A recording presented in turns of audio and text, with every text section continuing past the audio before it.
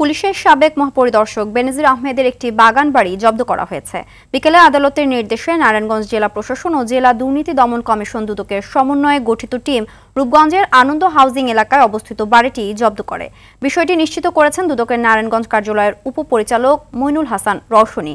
তিনি জানান, বাড়িটি ক্রোকের সময় জেলা প্রশাসক মোহাম্মদ মাহমুদুল হক, স্থানীয় উপজেলা প্রশাসনের কর্মকর্তারা ছাড়াও দুদকের কর্মকর্তারা উপস্থিত ছিলেন।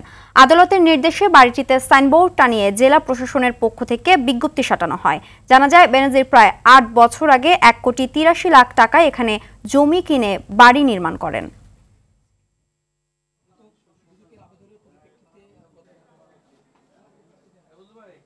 এখানে মূলত রয়েছে 4টি প্লট। ওনার 4টা প্লটের মধ্যে রয়েছে ৬,৭৬৯ নম্বর প্লট, ৬,৭৭০ নম্বর প্লট, ৬,৭৭১ নম্বর প্লট, ৬,৭৭২ নম্বর প্লট। এই প্লটটার উপরে এই ভবনটি নির্মিত। অনুসন্ধানকারী কর্মকর্তা ধাপে ধাপে যেভাবে বিজ্ঞ আদালতে যেভাবে আবেদন করবে এবং আদালতের যে নির্দেশনা পাওয়া যাবে সেটা আমরা প্রতিপালন করব। একটা বিষয় সেটা